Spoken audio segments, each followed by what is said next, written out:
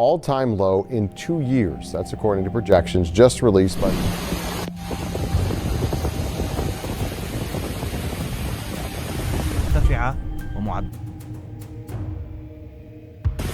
مرتفعة ومعدلات الأمطار.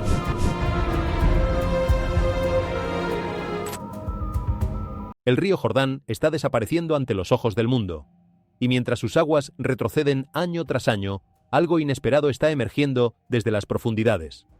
Antiguas estructuras ocultas durante siglos, fragmentos de cerámica que pertenecieron a civilizaciones olvidadas, sonidos extraños que parecen surgir desde el subsuelo, y descubrimientos que están llamando la atención de arqueólogos, peregrinos y creyentes de todo el mundo. No estamos hablando de cualquier río. Estamos hablando del mismo Jordán donde Josué cruzó hacia la tierra prometida, donde el profeta Elías abrió las aguas, donde Juan el Bautista predicó el arrepentimiento y donde Jesucristo fue bautizado. Ahora, mientras el río se seca como nunca antes en la historia moderna, muchos se preguntan si estos hallazgos son simples consecuencias de la naturaleza o si están revelando algo mucho más profundo. En este estudio conocerás los descubrimientos que están apareciendo bajo las aguas del Jordán, las explicaciones científicas detrás de su retroceso y por qué millones de creyentes consideran que lo que está ocurriendo hoy podría tener un significado que va mucho más allá de la arqueología. Lo que está emergiendo del Jordán podría sorprenderte más de lo que imaginas. Si amas la historia bíblica, deja tu like, suscríbete al canal y escribe: El Jordán sigue hablando. Ahora sí, comencemos. A medida que el río se retira, lo que va quedando a la vista no son solo capas de sedimento ni rocas sueltas arrastradas por la corriente. Con paciencia, con cierta distancia y con la disposición de mirar más allá de lo evidente, quien observa el lecho expuesto comienza a notar algo que no debería estar ahí, o mejor dicho, algo que no debería ser visible todavía.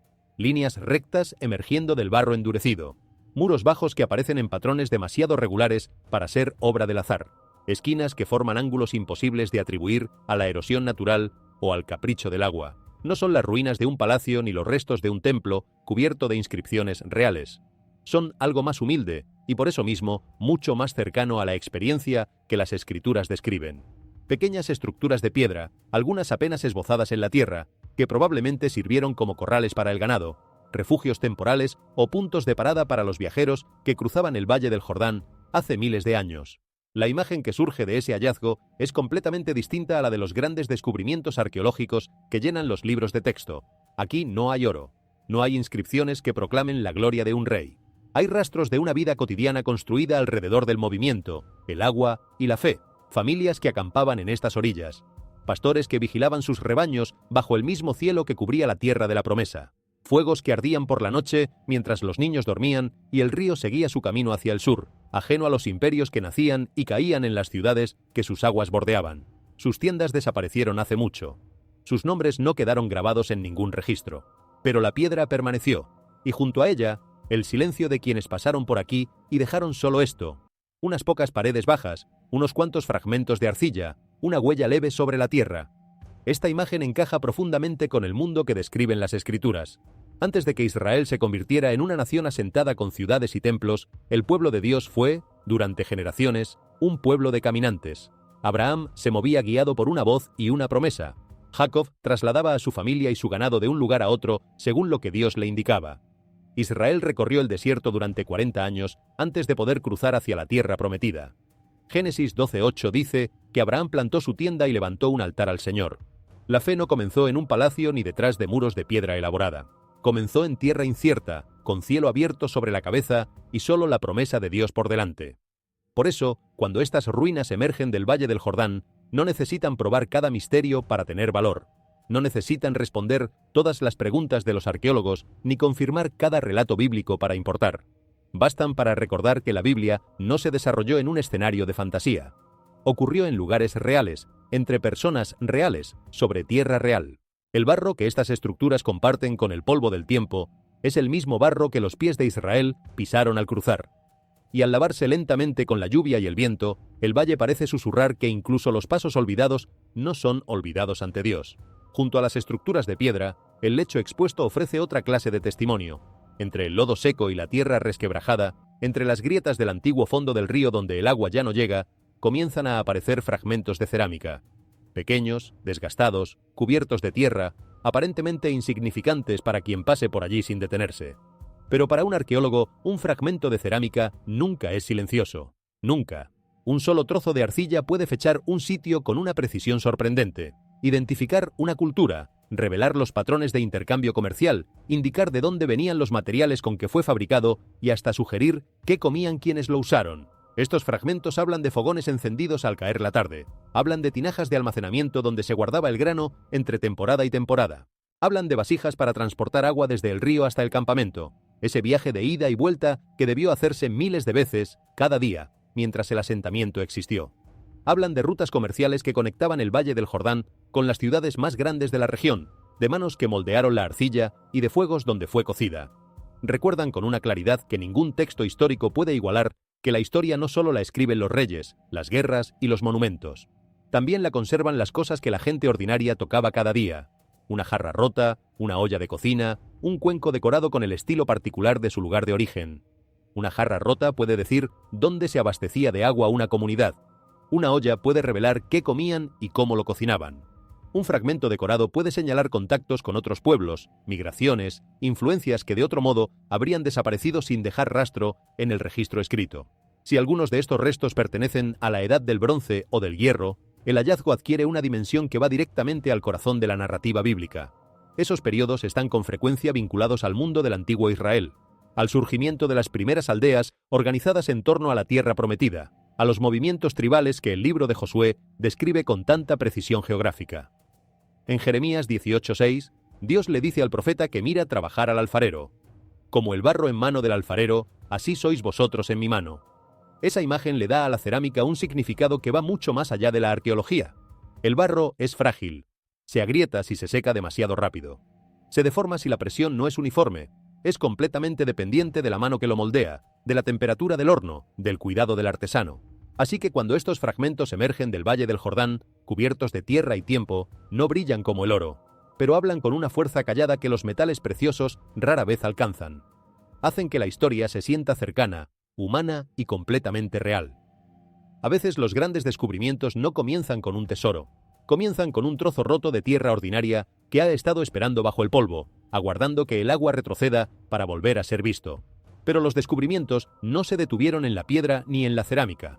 Pronto, lo que acaparó la atención no fue lo que podía verse, sino lo que podía escucharse. Y lo que se escuchaba no venía de arriba, venía de abajo. Personas que vivían cerca del río o que lo visitaban comenzaron a reportar algo difícil de ignorar y aún más difícil de explicar. Un sonido profundo, resonante, de baja frecuencia, que parecía surgir directamente del interior de la tierra. No era el ruido del agua, porque en esas secciones el agua ya se había retirado. No era trueno, el cielo estaba despejado. No había indicios de actividad sísmica registrada por los instrumentos habituales. Y sin embargo, varias personas describieron sentir bajo sus pies una vibración sutil que se volvía más perceptible con cada nueva visita. Quienes lo escucharon lo describieron de maneras distintas, pero convergentes en lo esencial. Algunos dijeron que sonaba como la tierra gimiendo bajo una presión enorme, un lamento profundo y lento que subía desde abajo sin prisa. Otros lo compararon con una trompeta lejana, larga y grave, que parecía propagarse a través de la roca y el sedimento antes de alcanzar el oído humano, como si el suelo mismo fuera la caja de resonancia de un instrumento desconocido. No era una señal de catástrofe inminente, ni el preludio de un terremoto. Era más bien la clase de sonido que te hace detenerte en medio de lo que estabas haciendo, mirar el suelo bajo tus pies y preguntarte, con una seriedad que no estabas buscando, ¿qué hay debajo? Lo perturbador no es que este sonido pruebe por sí solo algo sobrenatural. Lo perturbador es la frecuencia y la coherencia de los testimonios, la cantidad de personas distintas, en momentos distintos, que reportaron la misma experiencia. Y sobre todo, el contexto en que ocurre. Porque la Biblia usa el sonido una y otra vez, como señal previa a momentos de gran movimiento. En el Sinaí, la trompeta fue volviéndose más potente a medida que la presencia de Dios descendía sobre la montaña y el pueblo temblaba al pie. En Jericó, las trompetas sonaron durante 7 días antes de que los muros cayeran. En el Apocalipsis, 7 trompetas marcan el despliegue de eventos que transformarán el orden del mundo. Romanos 8:22 dice: «Sabemos que toda la creación gime y sufre dolores de parto hasta ahora». Para muchos creyentes, ese versículo le da a estos sonidos una dimensión que los datos sismológicos por sí solos no pueden capturar. Les recuerda que la creación misma no es muda ante Dios. La tierra, los ríos, incluso el suelo bajo los pies, parecen llevar un testimonio cuando algo está fuera de orden. cuando una generación que debería estar despierta continúa dormida. Los sonidos bajo el Jordán no deberían usarse para crear pánico, pero tampoco deberían ignorarse con comodidad. Pueden entenderse como imágenes de advertencia, como llamados a escuchar con una atención que el ruido del día a día dificulta, a examinar el estado del corazón, a recordar que cuando la creación gime, hay algo en ese gemido que interpela directamente a quienes tienen oídos para escuchar. Y entonces llegó lo que muchos no pudieron olvidar fácilmente. En las secciones del Jordán, donde el agua aún se mantenía, llegaron reportes de algo que sacudió a quienes lo presenciaron en persona. El río adquiriendo un tono profundamente rojo, casi como sangre, extendiéndose a través de la corriente con una uniformidad inquietante que no se comportaba como la turbidez ordinaria del agua cargada de arcilla. Para algunos observadores, la explicación era puramente ambiental. Minerales en el suelo, arcilla roja arrastrada por el agua al bajar el nivel, algas, contaminación de origen industrial o agrícola, cambios en la química del río producto del mismo retroceso que venía registrándose. Esas explicaciones merecen considerarse con cuidado y seriedad, porque no todo lo que resulta inusual en la naturaleza tiene un origen sobrenatural. El pensamiento apresurado es tan peligroso en un sentido como en el otro. Pero para quien conoce la Biblia con profundidad, la imagen arrastra un peso que las explicaciones de laboratorio no logran agotar. Éxodo 7:20 dice que Moisés golpeó las aguas del Nilo con su vara, y todas las aguas que había en el río se convirtieron en sangre. Los peces murieron, el olor se extendió por todo Egipto, y el faraón endureció su corazón como si nada de eso tuviera consecuencias. En ese momento el río se volvió una advertencia, una señal de que ningún poder terrenal podía sostenerse indefinidamente frente al mandato de Dios. El agua roja también evoca pasajes del libro de Apocalipsis, donde los mares y los ríos aparecen transformados en imágenes de juicio y ruptura del orden conocido. Aunque existan explicaciones naturales para lo que ocurre hoy en el Jordán, el símbolo permanece. Un río que se vuelve rojo obliga a detener el paso. Pregunta con silenciosa contundencia si estamos prestando atención solo a la superficie de los eventos o si estamos dispuestos a examinar la condición más profunda del alma. Todas estas señales tomadas en conjunto, el lecho expuesto con sus ruinas y cerámica, los sonidos desde debajo de la tierra, el agua que cambia de color, hicieron que muchos creyentes recordaran algo que la urgencia del día a día tiende a borrar, que el Jordán siempre ha sido mucho más que un río en las Escrituras, que tiene una historia que ningún dato ambiental puede contener. Por eso muchos volvieron su memoria instintivamente a los días de Josué. Mucho antes de estas preguntas modernas, el Jordán ya había sido el centro de un cruce que desafió todas las leyes del momento. En el libro de Josué, Israel estaba detenido frente al río después de 40 años en el desierto. Detrás de ellos quedaba todo lo que habían conocido: la esclavitud de Egipto, los 40 años de camino, la muerte de Moisés en las alturas del monte Nebo, con la tierra prometida visible desde lejos, pero inalcanzable para él. Delante estaba Canaán. Entre ellos y la promesa había una corriente que no podían cruzar con fuerzas humanas. Y Josué 3:15 especifica que el río estaba desbordado en todas sus orillas en tiempo de siega. Era, humanamente hablando, el momento más imposible para intentar el cruce. El agua alta, la corriente fuerte y el pueblo sin ningún puente ni barca suficiente para semejante empresa. Sin embargo, Dios con frecuencia elige los momentos humanamente imposibles para revelar que el camino hacia adelante no depende de la fortaleza ni del ingenio humano. Josué instruyó a los sacerdotes que cargaban el arca del pacto para que se adelantaran y se acercaran al borde del río. No les dijo que esperaran a que el agua bajara. No les prometió que el nivel descendería antes de que dieran el primer paso. Les dijo que avanzaran mientras el río seguía frente a ellos, mientras la corriente seguía alta y la orilla del otro lado seguía al otro lado. La obediencia debía preceder a la señal, no seguirla. Y cuando los pies de los sacerdotes tocaron el borde del agua, ocurrió lo que no tenía explicación según ninguna ley que los israelitas conocieran. Josué 3:16 relata que las aguas que venían de arriba se detuvieron y se levantaron como un muro. La corriente que bajaba desde el norte quedó detenida. El lecho se secó. El pueblo cruzó en seco, sobre el mismo fondo que momentos antes era el cauce de un río desbordado. Lo que había sido la barrera se convirtió en el camino. Este cruce no fue solo un milagro del agua, fue un mensaje que la generación de Josué necesitaba con desesperación. Dios le estaba mostrando a Israel que el mismo Señor que había abierto el Mar Rojo para sus padres seguía estando con ellos en el Jordán, décadas después, con una nueva generación al frente. No había abandonado a los hijos de quienes habían dudado en el desierto. Seguía siendo poderoso, seguía siendo fiel, seguía siendo capaz de abrir un paso donde no había ninguno. El Jordán se convirtió en umbral entre el antiguo vagar y la nueva obediencia. Después del cruce, Josué ordenó levantar un memorial que no se pudiera ignorar ni olvidar. 12 piedras sacadas del centro mismo del Jordán, del lugar exacto donde los sacerdotes habían estado parados con el arca, fueron colocadas en la orilla del otro lado. Otras 12 permanecieron en el lecho del río, invisibles para quienes cruzaran después, pero presentes en la memoria de quienes sabían que estaban allí. Josué 4:6-7 explica el propósito de esas piedras sin rodeos. Cuando en el futuro los hijos preguntaran qué significaban, Israel les contaría cómo las aguas del Jordán fueron cortadas ante el arca del pacto del Señor cuando el pueblo cruzó. El milagro no estaba destinado a vivir solo en la emoción del momento y apagarse cuando la emoción pasara. Estaba destinado a ser contado, de padres a hijos, de generación en generación, mientras la tierra dure. La preocupación que se cierne sobre el Jordán no se detiene en el río mismo. A medida que el Jordán se debilita, el Mar Muerto, que recibe sus aguas al final del recorrido, también pierde una de sus fuentes más importantes. Año tras año su nivel sigue bajando. Las orillas retroceden. Lugares que antes estaban cubiertos por agua aparecen ahora como tierra seca, resquebrajada, marcada por una desolación que no requiere esfuerzo de imaginación para percibir. Y a lo largo del borde, donde el suelo y el agua alguna vez se tocaban, los hundimientos abren su boca sin aviso previo. El Mar Muerto siempre ha cargado un significado pesado en la tierra de la Biblia. Se asienta cerca de regiones vinculadas a la advertencia, al juicio y a relatos que la historia no ha logrado sepultar del todo. Génesis 19:24 habla del juicio que cayó sobre Sodoma y Gomorra, ciudades frecuentemente asociadas con la región que hoy rodea las orillas del Mar Muerto. Esa conexión le da al paisaje en retroceso un peso espiritual que resulta difícil de mirar con frialdad. Al desaparecer el agua y abrirse la tierra, parece como si la historia estuviera reabriendo páginas que habían permanecido cerradas. Pero el Mar Muerto no es solo un lugar de aguas que se reducen y tierra que cede. Es también el escenario donde uno de los descubrimientos bíblicos más importantes de la historia moderna salió a la luz.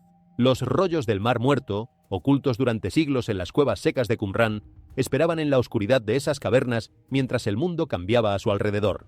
En el interior de jarras de arcilla, protegidos por el aire desierto de una de las regiones más áridas del planeta, fragmentos de la escritura sobrevivieron miles de años con una integridad que desafió todas las expectativas.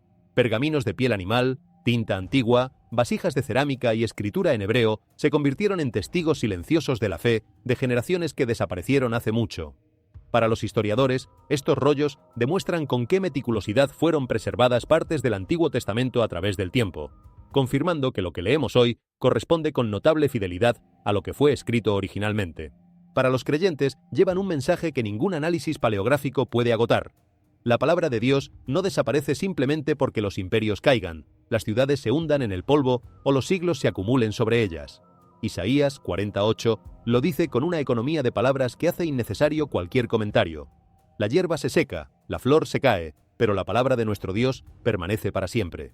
Esa promesa, escrita siglos antes de que los propios rollos fueran escondidos en esas cuevas, fue cumplida en ellos mismos. Lo que fue enterrado para sobrevivir, sobrevivió.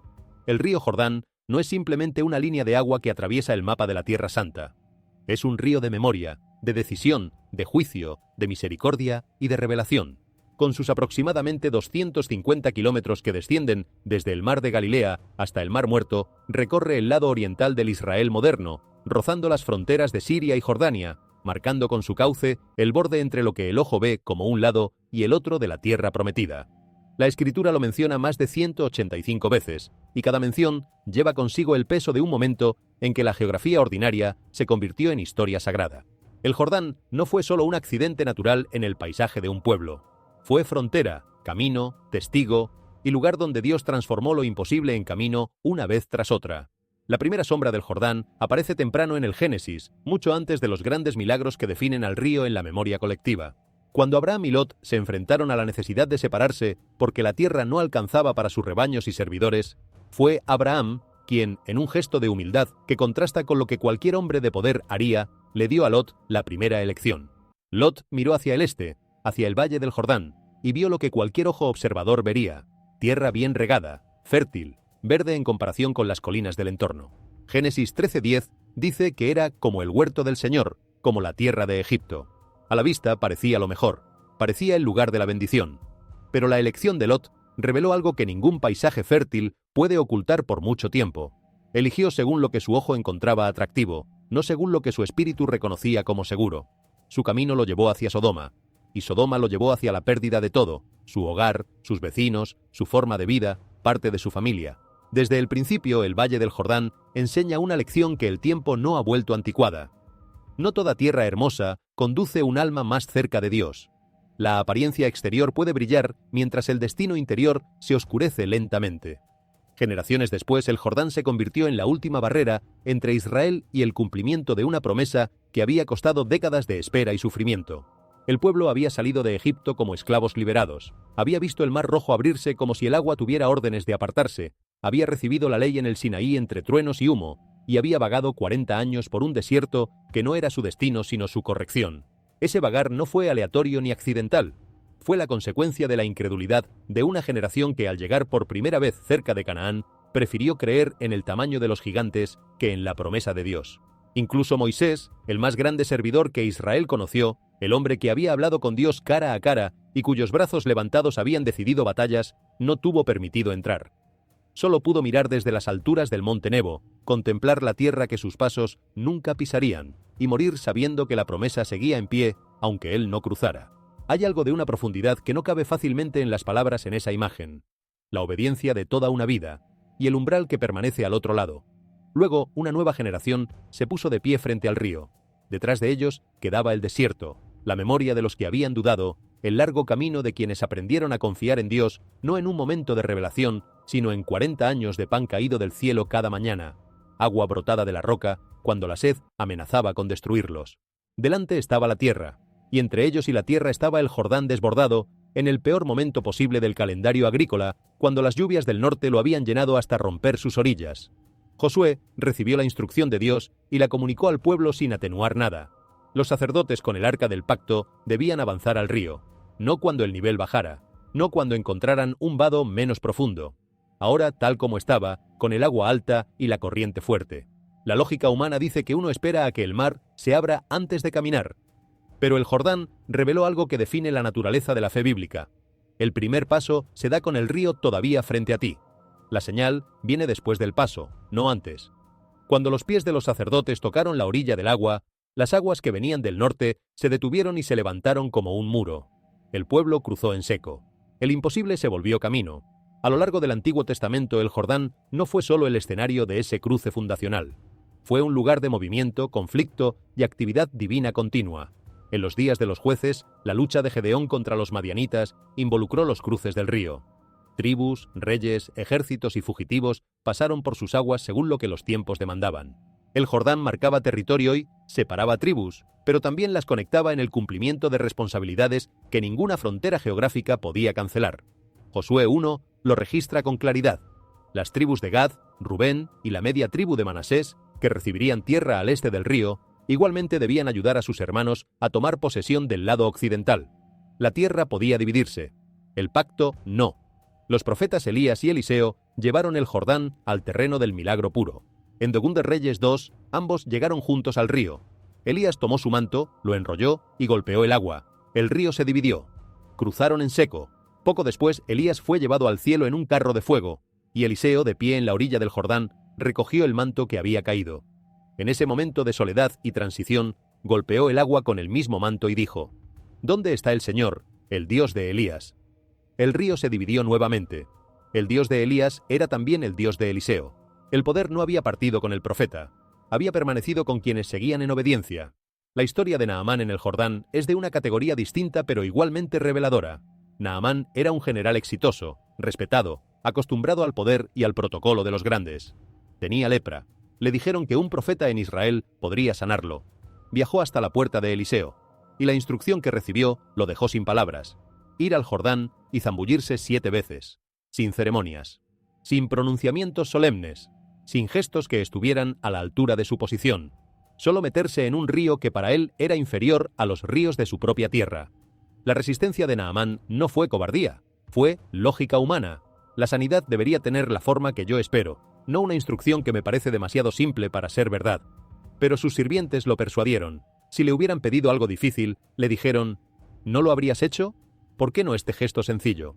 Naamán se sumergió. 1 vez, 2, 3 veces. No pasó nada que pudiera ver.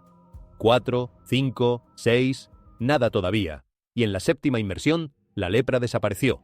Su carne quedó limpia como la de un niño. El Jordán se convirtió en el lugar donde la condición para recibir la sanidad fue precisamente la rendición del orgullo. La humildad que Naamán no quería ofrecer fue exactamente lo que liberó la gracia que llevaba buscando.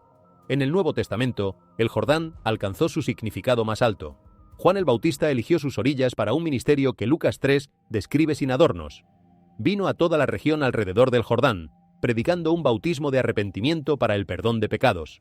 No eligió Jerusalén ni el templo. Eligió el río, el mismo río del cruce de Josué, el mismo río de Elías y Eliseo, el mismo río que desde el Génesis había marcado umbrales. Las multitudes salían hacia él. Confesaban sus pecados, se metían al agua. Preparaban sus corazones para algo que Juan sabía que estaba a punto de comenzar, aunque él mismo reconociera que no era digno de desatar las sandalias del que venía. Y luego llegó Jesús al Jordán, no desde Jerusalén, desde Galilea, la región periférica, la que los teólogos de la capital consideraban de segunda importancia. Se puso en la fila, esperó su turno, se acercó a Juan y le pidió ser bautizado. Juan resistió. ¿Cómo voy a bautizarte yo a ti, si eres tú quien debería bautizarme a mí? Y Jesús respondió con una frase que Mateo 3:15 preserva: «Deja que así sea por ahora, porque así es conveniente para que se cumpla toda justicia». El que no tenía pecado se colocó entre los pecadores. El Creador esperó su turno junto a sus criaturas. El que venía a juzgar el mundo comenzó su ministerio sometiéndose al bautismo del arrepentimiento, no porque lo necesitara, sino para decir desde el primer momento que su camino sería el de la identificación con la humanidad, no el del alejamiento de ella. Cuando Jesús salió del agua, los cielos se abrieron. El Espíritu descendió como paloma, y la voz del Padre habló: «Este es mi Hijo amado, en quien tengo complacencia». En ese instante el Jordán dejó de ser solo el escenario de los milagros del pasado. Se convirtió en el punto de partida de la misión que resolvería, de una vez y para siempre, lo que todos los cruces anteriores solo habían prefigurado. Josué cruzó a un pueblo a una tierra. Jesús cruzaría a la humanidad entera de la muerte a la vida. Aquí, en este punto que se encuentra en el corazón del relato, vale detenerse en algo que la velocidad de la narrativa tiende a pasar por alto. El carácter de las personas que se acercaron a este río a lo largo de los siglos. No llegaron con certezas ni con fórmulas garantizadas. Llegaron con cargas, con miedo, con historias de fracasos que los precedían y pesaban sobre sus hombros antes de dar el primer paso hacia la orilla. Cuando Israel se detuvo ante el Jordán desbordado, el pueblo ya cargaba la memoria de 40 años de tropiezos en el desierto. Conocían las historias de los que habían dudado, de los que habían murmurado, de los que habían adorado al becerro de oro, mientras Moisés aún estaba en la montaña recibiendo la ley. No llegaron al río con la confianza impávida de los vencedores. Llegaron con la conciencia de todo lo que su generación anterior había perdido por miedo y por incredulidad. Y aún así, cuando los sacerdotes recibieron la orden de dar el primer paso hacia el agua, alguien lo dio. Las Escrituras no registran si titubearon un instante antes de que sus sandalias tocaran el lodo de la orilla. Solo registran que obedecieron, y eso fue suficiente. Esa imagen tiene un poder que no envejece. La obediencia frente a la imposibilidad no es una característica del antiguo Israel, ni una virtud de otra era. Es la condición básica de toda fe genuina en cualquier generación. El río la convocó entonces. Sigue convocándola ahora. Naamán tardó en llegar a ese punto de entrega. Su resistencia no fue cobardía, sino lógica, la lógica del hombre poderoso que ha construido su vida sobre la premisa de que los resultados se corresponden con la importancia de los medios empleados. Un general merece una cura digna de un general, no la instrucción de sumergirse en un río de segunda categoría como si fuera un campesino. Pero la gracia no opera según la lógica del poder. La lepra no desapareció en el 5.º chapuzón, ni en el 6.º. Desapareció en el 7.º, como si Dios hubiera esperado pacientemente, chapuzón tras chapuzón, a que la voluntad de Naamán terminara de rendirse por completo antes de completar la sanidad. Juan el Bautista eligió el Jordán para su ministerio con una razón que los evangelistas no explicitan, pero que la historia hace evidente. El simbolismo era imposible de perder para cualquier judío del primer siglo. Meterse en las aguas del Jordán era evocar todo ese peso acumulado, era decir con el gesto del cuerpo lo que las palabras no alcanzaban a decir completamente. Estamos en un nuevo umbral. Algo está a punto de cruzar. La voz en el desierto no llamaba solo al arrepentimiento individual. Preparaba el escenario para una presencia que iba a cambiar el eje de la historia humana. Y cuando Jesús llegó, no lo hizo con el aparato que los religiosos esperaban del Mesías. Llegó desde la periferia. Se puso en la fila con los pecadores. El creador del universo esperó su turno para ser bautizado en un río por un hombre que él mismo había creado. Ese gesto de humildad en la orilla del Jordán contiene una de las revelaciones más profundas sobre el carácter de Dios que la Escritura registra. Antes de que Jesús hiciera un solo milagro, antes de que sanara a nadie o pronunciara el Sermón del Monte, ya había dicho todo lo esencial sobre quién era. Alguien que no vino a ser servido, sino a servir, no a separarse de la humanidad, sino a entrar en ella hasta el fondo. El Jordán, entonces, es un hilo que atraviesa toda la Biblia, conectando las elecciones de Abraham, el cruce de Israel, los milagros de los profetas, la obediencia humilde de quienes dudaron, pero finalmente cedieron, y la revelación de Jesucristo ante el cielo abierto. Enseña que Dios se encuentra con las personas en los umbrales, en esos momentos donde el camino de adelante exige más de lo que la fuerza propia puede dar. Los llama a elegir con sabiduría, a confiar cuando el agua está alta y no hay puente a la vista, a recordar lo que Él ha hecho antes cuando el presente parece negar toda posibilidad. El Jordán recuerda a cada generación que los lugares de decisión se convierten en lugares de encuentro divino cuando el corazón finalmente obedece. Para comprender el peso de lo que ocurre hoy en el Jordán, hace falta detenerse más tiempo en lo que ese río significó para Israel durante los siglos que la Biblia describe. No como un resumen, sino como una inmersión en los momentos donde el agua y la fe se encontraron con una intimidad que ningún texto teológico puede reproducir desde fuera. Porque el Jordán no fue solo el escenario de unos cuantos milagros llamativos, fue el tejido conectivo de una historia espiritual que abarcó siglos, y cada vez que aparece en las Escrituras, aparece en un momento de transición, de crisis, de decisión o de gracia que cambia el rumbo de los que lo protagonizan. Piensen en Elías, uno de los profetas más dramáticos del Antiguo Testamento, el hombre que llamó fuego del cielo sobre el monte Carmelo, el que confrontó a los 450 profetas de Baal con una confianza que no admitía matices, vivió uno de los momentos más oscuros de su vida espiritual cerca del Jordán. Después del Carmelo, después de la victoria más espectacular de su ministerio, huyó al desierto y le pidió a Dios que lo dejara morir. Un ángel lo despertó 2 veces y le dio comida para el viaje que tenía por delante. Viajó 40 días y 40 noches hasta la montaña de Dios.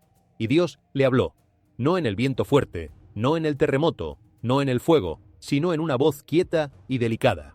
Ese contraste entre la grandeza visible del ministerio de Elías y la fragilidad invisible de su interior dice algo sobre la naturaleza de los profetas y sobre la naturaleza de todos los que sirven a Dios con intensidad. La victoria pública no garantiza la salud interior.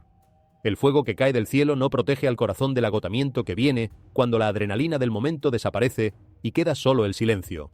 Y el Jordán, que estuvo presente en el ministerio de Elías, tanto antes como después de ese episodio, fue testigo de esa humanidad que los grandes de la fe raramente muestran en los relatos populares. Cuando Elías golpeó el agua con su manto y el Jordán se dividió, no era el mismo hombre que había subido al Carmelo lleno de fuego. Era alguien que había sobrevivido a sí mismo, que había aprendido que la presencia de Dios no depende de la capacidad del profeta para mantenerse en pie. El milagro del Jordán no fue el punto más alto de la carrera de Elías. Fue el final de ella, el umbral hacia la transición que lo llevó más allá de lo que ningún ser humano puede seguir con los pies en la tierra. Y el río lo presenció todo. Eliseo, que recogió el manto y volvió al mismo Jordán solo, es otra figura que merece más tiempo del que los resúmenes le otorgan. Cuando golpeó el agua y preguntó, ¿dónde está el Dios de Elías?, la pregunta no era retórica ni ceremonial. Era una pregunta real de un hombre que acababa de perder al mentor que había formado su fe y su vocación durante años. Era la pregunta de alguien que estaba solo frente al río por primera vez, sin la seguridad de la presencia del maestro, con solo un manto en las manos y una promesa que todavía no había sido probada en la práctica. La pregunta era, ¿está él todavía aquí? ¿El poder que vino con Elías permanece ahora que Elías se fue? ¿Puedo contar con lo mismo, yo, que no soy Elías? El río respondió. Las aguas se dividieron, y Eliseo supo, con la certeza que solo da un milagro cuando lo protagonizas, y no solo cuando lo lees, que el Dios de Elías era también el Dios de Eliseo. No una versión disminuida, no una concesión generosa al discípulo que lo seguía de lejos. El mismo Dios, con el mismo poder, disponible de la misma manera para alguien que no era ni remotamente tan dramático en su presentación como el maestro que lo había precedido. Esa revelación en la orilla del Jordán fue el comienzo real del ministerio de Eliseo. No la recepción del manto, sino el momento en que supo que el Dios del manto lo conocía a él. El ministerio de Eliseo que siguió fue, en muchos sentidos, más extenso y más variado que el de Elías. Donde Elías fue relámpago, Eliseo fue lluvia. Donde Elías fue confrontación, Eliseo fue provisión. Donde Elías fue la voz que tronaba en los palacios, Eliseo fue la presencia que encontraba a la viuda con su deuda y al niño que había muerto, y al general sirio con su lepra, y al joven profeta con su hacha perdida. El Jordán fue el punto de partida de todo eso, el lugar donde Eliseo dejó de ser el discípulo de Elías y comenzó a ser Eliseo. Y volvamos a Naamán, porque su historia en el Jordán merece más espacio que el que los resúmenes acostumbran darle. Naamán llegó a la puerta de Eliseo con todo el aparato de su rango: carros, caballos, regalos de plata y oro y ropa fina que representaban la seriedad de la misión y la capacidad económica del solicitante. Llegó esperando que el profeta saliera, hiciera un gesto dramático, invocara el nombre de Dios con solemnidad y lo sanara de manera que correspondiera con la importancia del momento. No solo quería ser sanado de una manera que su visión del mundo pudiera procesar como apropiada. Eliseo ni siquiera salió. Mandó un mensajero con una instrucción que Naamán recibió con una indignación que el texto describe sin rodeos. ¿No son acaso los ríos de Damasco mejores que todas las aguas de Israel? ¿Por qué debería bañarme en el Jordán? La pregunta revelaba exactamente dónde estaba atrapado Naamán. Su problema no era que el Jordán fuera inferior a los ríos sirios en términos de calidad del agua. Su problema era que la sanidad que necesitaba requería un tipo de humildad que su posición le había enseñado toda la vida a evitar. Los generales no se meten en ríos mediocres siguiendo instrucciones de profetas que no se dignan a salir a recibirlos. Los generales demandan el protocolo de los grandes, y el tratamiento de los grandes, y la narrativa de los grandes. Fueron sus sirvientes quienes lo devolvieron al suelo. Si el profeta te hubiera pedido algo difícil, ¿no lo habrías hecho? Lo que te pide es simple. ¿Por qué no lo haces? Y algo en esa lógica directa atravesó la armadura del orgullo de Naamán. Bajó al Jordán, se sumergió una vez. Nada. 2 veces. Nada visible. 3 veces. 4. 5. El texto no describe lo que Naamán pensaba entre sumersión y sumersión, pero la imaginación no necesita mucha ayuda. 6 veces. Y en la 7ª, cuando salió del agua, su carne era como la de un niño pequeño, limpia, restaurada, sin marca de la enfermedad que lo había acompañado durante quizás años. El número 7 no es accidental en las Escrituras. Es el número de la plenitud, de la totalidad, del descanso que viene después de que el trabajo está completo. Dios no sanó a Naamán en la 2ª sumersión, aunque habría podido hacerlo. No lo sanó en la 5ª. Lo sanó en la 7ª, en el momento donde el número mismo decía: ahora está completo, ahora llegaste al fondo de lo que te pedí dar. La humildad total, no la parcial. La rendición completa, no la negociada. Y ahí, en ese 7º chapuzón, en un río que Naamán había considerado indigno, el milagro esperaba. Lo que Naamán aprendió ese día en el Jordán no fue solo que Dios podía sanarlo. Aprendió que la manera en que Dios sana con frecuencia requiere exactamente lo que el orgullo humano más se resiste a entregar. No la grandeza de los gestos, sino la humildad de los pasos pequeños. No el protocolo de los poderosos, sino la obediencia sencilla de los que simplemente creen. Hay una razón por la que el bautismo cristiano adoptó el agua como símbolo central. ¿Y por qué tantos creyentes a lo largo de los siglos han considerado el río Jordán como el lugar más significativo donde ese símbolo podría vivirse? El agua en la Biblia no es solo un elemento natural, es una frontera. En el Génesis, las aguas son lo que Dios separa cuando crea el orden del caos. El Mar Rojo es la frontera entre la esclavitud y la libertad. El Jordán es la frontera entre el desierto y la promesa. En el bautismo de Juan, el agua del Jordán es la frontera entre la vida anterior y la vida que comienza después de la decisión de arrepentirse. En el bautismo de Jesús es la frontera entre el silencio y el ministerio público, el lugar donde el Padre habla y el Espíritu desciende y el Hijo es presentado al mundo. Esta continuidad de significado no es accidental. Los escritores bíblicos estaban plenamente conscientes del peso acumulado que cada nueva aparición del agua traía consigo. Cuando Juan el Bautista eligió el Jordán, estaba eligiendo deliberadamente un lugar donde toda esa historia se concentraba. Estaba diciendo, con el lenguaje del lugar, más que con palabras: lo que hago aquí conecta con todo lo que Dios ha hecho antes en este mismo río. El arrepentimiento que predico no es algo nuevo. Es el regreso a algo antiguo, la misma fe que hizo cruzar a Israel, la misma obediencia que sanó a Naamán, la misma disposición de ponerse en el agua sin saber exactamente qué esperar, pero confiando en que quien dio la instrucción sabe lo que hace. Y cuando Jesús entró al Jordán, toda esa historia entró con él. El cruce de Josué, el milagro de Elías, la curación de Naamán, los cientos de personas que habían llegado al río con Juan cargando el peso de sus errores y sus años de distancia de Dios. Todo eso estaba presente en el agua donde Jesús bajó, y al salir llevó consigo toda esa historia hacia el ministerio que comenzaba. El Jordán no fue solo el punto de partida del ministerio de Jesús. Fue el lugar donde el ministerio de Jesús se ancló visiblemente en la historia completa de Dios con su pueblo desde la creación. Los rollos del Mar Muerto merecen también esta misma consideración extendida, porque lo que representan va más allá del hallazgo arqueológico del siglo XX que los libros de texto describen. Imaginen las cuevas de Qumrán en el momento en que quienes los escondieron los colocaron allí. Una comunidad que sabía que algo estaba llegando, que la historia a su alrededor se estaba moviendo con una velocidad que hacía imposible predecir si sus escrituras sobrevivirían lo que vendría. Tomaron los textos más preciosos que tenían, los envolvieron con cuidado, los colocaron en jarras de arcilla que sellaron con paciencia y los pusieron en el interior oscuro de cuevas que el desierto haría inhóspitas para la humedad y los microorganismos. No sabían si alguien volvería a buscarlos. No sabían cuándo. Quizás no esperaban que pasaran 2000 años antes de que unas manos los volvieran a tocar. El pastor beduino que encontró el primer rollo en 1947 no estaba buscando arqueología. Arrojó una piedra a una cueva buscando una cabra perdida y el sonido que escuchó fue el de la jarra rompiéndose al ser golpeada. No el impacto seco contra la roca, sino el sonido particular del barro cocido. Entró a investigar. Encontró jarras intactas.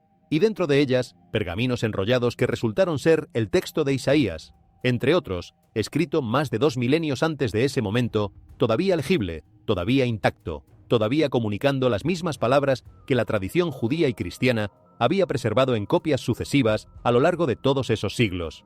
Los especialistas pasaron décadas comparando el texto de los rollos con las versiones del Antiguo Testamento que ya se conocían. Las diferencias eran mínimas. El texto del libro de Isaías encontrado en Qumrán coincidía en lo esencial con el texto que la iglesia y la sinagoga venían leyendo. Lo que había sido copia de copia durante 2000 años de transmisión manual resultó ser notablemente fiel al texto original. Eso no es un resultado que se produce por azar. Se produce por la devoción de generaciones de escribas que copiaban con una reverencia que les impedía tomar atajos, que volvían a contar las letras para asegurarse de no haber omitido ni una sola, que trataban cada palabra del texto como si la vida del mundo dependiera de su exactitud, porque desde su perspectiva dependía.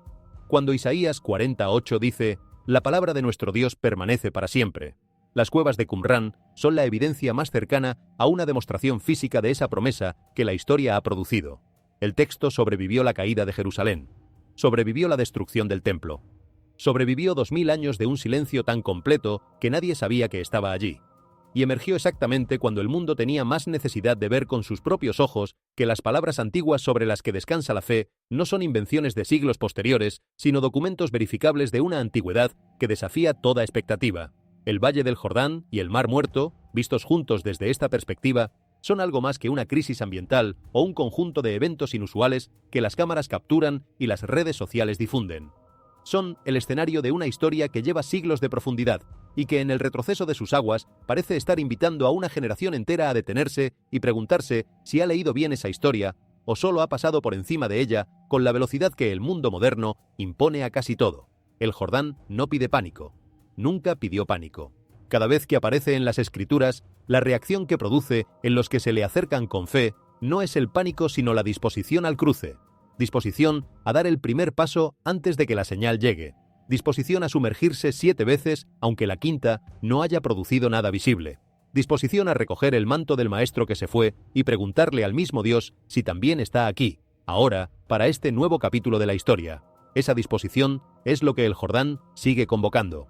No en los libros de historia, no en los museos arqueológicos, no en los documentales sobre el cambio climático, sino en el corazón de cada persona que mira lo que está ocurriendo en ese río y siente que algo en la imagen le habla de una manera que la explicación puramente científica no agota.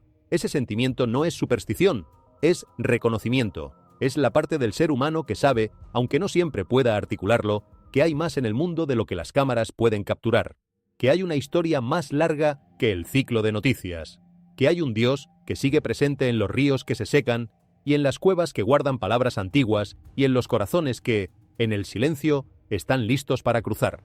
Cuando miramos el Jordán y el Mar Muerto hoy, el mensaje no debería terminar en el miedo. Las Escrituras, incluso cuando describen la sequía y la desolación, siempre convierten la advertencia en una invitación. El Salmo 107, 33-35 dice que Dios convierte los ríos en desierto, pero también convierte el desierto en estanques de aguas. Eso significa que el Señor no solo es capaz de secar lo que las personas tienen por seguro, sino también de restaurar lo que se ha vaciado. El mismo Dios que permite el terreno expuesto puede hacer volver el agua viva a un alma sedienta. Por eso estas señales deberían llevarnos a la reflexión, no al pánico. Isaías 43:2 dice: «Cuando pases por las aguas, yo estaré contigo».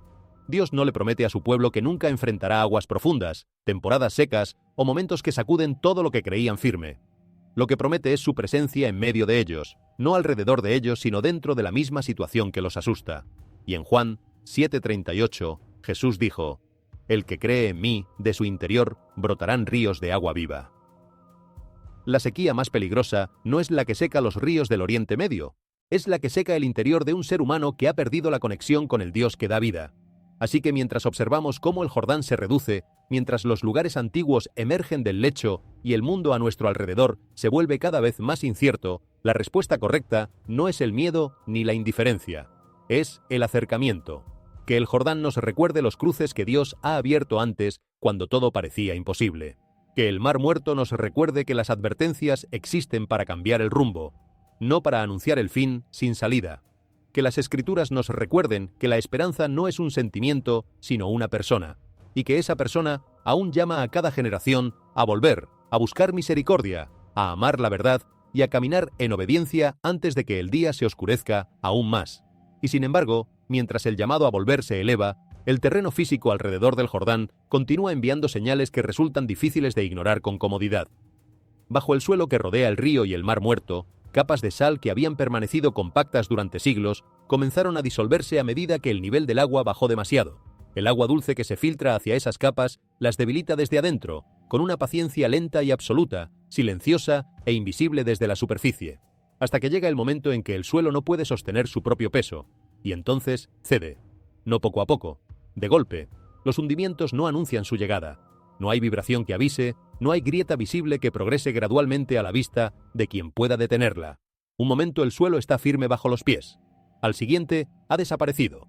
En algunos puntos a lo largo de las orillas del Mar Muerto, estos cráteres son descritos por quienes los han visto abrirse como bocas oscuras en la tierra que se tragan todo lo que había encima sin discriminación. Caminos, cercados, vehículos, piedras, vegetación seca.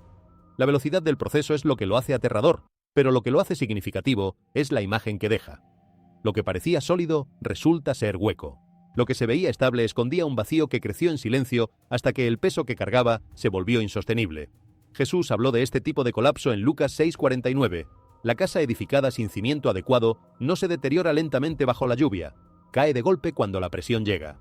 El suelo alrededor del Jordán no está cediendo de manera gradual. Está abriéndose en un instante, dejando atrás una pregunta que se vuelve cada vez más urgente para quien se detenga a pensarla. ¿Sobre qué estamos parados? Pero al mismo tiempo que el suelo se quiebra, algo que llevaba siglos oculto bajo las aguas comienza a surgir. Buzos y observadores que recorren el lecho en retroceso del Jordán han reportado algo que nadie esperaba encontrar allí. Cruces de piedra de gran tamaño reposando en el fondo del río. No están dispersas aleatoriamente ni formadas por capricho de la erosión. Su estructura parece deliberada. Su posicionamiento sugiere intención antes que coincidencia. Durante siglos permanecieron ocultas bajo capas de agua y sedimento. Ahora, mientras el río se reduce, vuelven a quedar expuestas a la luz. Desde una perspectiva histórica, este hallazgo podría apuntar a la presencia cristiana temprana en la región. El Jordán ha sido siempre un sitio sagrado profundamente vinculado a la vida de Jesús y a los primeros creyentes que recorrieron Tierra Santa con una devoción que ninguna distancia ni persecución logró apagar. No es imposible que estas cruces hubieran sido colocadas allí intencionalmente como marcadores de fe, de remembranza o de devoción por parte de quienes consideraban ese río un lugar donde el encuentro con lo divino no era solo historia, sino experiencia viva. El tiempo y el sedimento las cubrieron. Ahora el retroceso de las aguas las devuelve. Más allá de su valor arqueológico, el simbolismo de la cruz lleva consigo un peso que ninguna antigüedad puede reducir. Colosenses 2:14-15. Habla de la cruz como el lugar donde se alcanzó la victoria definitiva, no a través del poder ni la fuerza, sino a través del sacrificio. Representa el momento en que lo que parecía una derrota completa se convirtió en el mayor triunfo de la historia, donde algo fue entregado para que algo inconmensurablemente mayor pudiera comenzar. Y la ubicación de este hallazgo multiplica su significado. El Jordán es, en las Escrituras, el lugar de la transición por excelencia. En Josué 3:17 fue el punto donde el pueblo cruzó hacia la tierra prometida, dejando atrás una temporada y entrando en otra. Marcaba el límite entre lo que era y lo que estaba por venir. Así que cuando cruces aparecen bajo ese mismo río, surge una reflexión que no admite respuesta rápida. Antes de cruzar hacia algo nuevo, algo debe ser depositado. Antes de la transformación, hay rendición. Antes del camino por delante, hay algo que soltar en el fondo del río. Y si las cruces bajo el agua ya son un hallazgo que detiene el aliento, lo que los arqueólogos encontraron en las orillas expuestas amplía esa sensación en una dirección que nadie habría anticipado. Entre el sedimento seco y las capas de tierra que llevan siglos sin ver la luz del sol, comenzaron a aparecer los restos de pequeñas estructuras antiguas, simples en diseño, construidas con piedra y adobe, sin ornamento ni grandiosidad, pero profundamente significativas para quienes saben leer lo que el material ordinario revela. No eran templos grandiosos ni monumentos de poder. Eran lugares de reunión, lugares de fe vivida en lo cotidiano. Dentro de esas ruinas, un detalle llamó la atención de inmediato. Piscinas bautismales cuidadosamente excavadas en el suelo, posicionadas cerca del río. No estaban allí por accidente. Su posicionamiento y diseño sugieren que los primeros creyentes volvían a estas aguas una y otra vez, no solo para recordar un evento del pasado, sino para vivir su fe en el presente, para conectar cada ceremonia con el mismo Jordán donde Jesús había sido bautizado. El río no era para ellos solo historia, era parte activa de su devoción. A su lado, los investigadores encontraron símbolos grabados en la piedra con una paciencia que el tiempo no había borrado del todo. El pez, el ictus, aparece repetidamente, señal discreta pero inconfundible que los primeros cristianos usaban para identificarse unos a otros durante periodos de persecución, cuando proclamar su fe abiertamente podía costar la vida. Cruces, anclas y marcas simples completaban el repertorio. Cada símbolo cargaba su propio peso de significado. El ancla era la esperanza, ese ancla del alma que Hebreos 6:19 describe como firme y segura. La cruz era el sacrificio que lo había hecho posible. Juntos contaban una historia de personas que creyeron aun cuando la fe tenía precio. Más llamativos aún fueron los fragmentos de inscripciones, desgastados por el tiempo, muchos irreconocibles, pero en algunos casos aún legibles. Referencias a la limpieza, a la vida nueva, al nombre del Mesías. No eran decoraciones de un edificio religioso de exhibición, eran declaraciones, mensajes dejados por una comunidad que vivía con una urgencia particular, como si cada semana pudiera ser la última antes del regreso de Cristo. Lo que hace estos descubrimientos tan poderosos no es solo lo que confirman sobre la historia del cristianismo primitivo en la región. Es lo que revelan sobre cómo vivió ese cristianismo, en silencio, en fidelidad, sin reconocimiento ni protección legal, con el riesgo presente en cada reunión. Estos creyentes se congregaban no porque fuera conveniente ni seguro, se congregaban porque no podían no hacerlo. Las piscinas bautismales excavadas en esas orillas del Jordán no eran una novedad litúrgica sin precedentes en la tradición judía. La práctica de la inmersión ritual ya existía antes del ministerio de Juan el Bautista, en las mikvaot que los judíos practicantes usaban para la purificación antes de las festividades religiosas y en situaciones específicas que el Código Levítico describía. Pero lo que Juan hacía en el Jordán era cualitativamente diferente de esas inmersiones rutinarias. No era un rito de purificación periódica que podía repetirse semana a semana según el calendario. Era una declaración pública de arrepentimiento, un gesto que comprometía a quien lo hacía ante la comunidad y ante Dios de una manera que las purificaciones privadas no alcanzaban. Esa distinción explica por qué las multitudes que llegaban al Jordán no eran solo personas piadosas cumpliendo una práctica adicional de su devoción regular. Eran personas que reconocían que algo en su vida requería un gesto definitivo, un antes y un después marcado de manera visible. El Jordán no era para ellos un lugar de mantenimiento espiritual. Era un umbral que se cruzaba una vez, con conciencia plena de lo que se dejaba atrás y de lo que se prometía en el otro lado. Por eso, cuando los primeros creyentes construyeron sus piscinas bautismales cerca de ese mismo río, no estaban creando algo nuevo desde cero. Estaban continuando una lógica que el lugar mismo llevaba incorporada desde el tiempo de Josué. Hay algo en la geografía sagrada que la fe habita de una manera que va más allá de la decisión racional. Los lugares donde Dios ha actuado en la historia conservan algo en el aire y en la piedra que los visitantes posteriores perciben, incluso sin saber exactamente lo que sienten. Los peregrinos que han viajado al Jordán a lo largo de los siglos para ser bautizados o simplemente para tocar el agua, sin importar qué siglo ni qué denominación, describen con frecuencia la misma sensación. Una proximidad al pasado que el tiempo no ha disuelto, una conexión con los que estuvieron aquí antes que resulta difícil de articular, pero imposible de negar.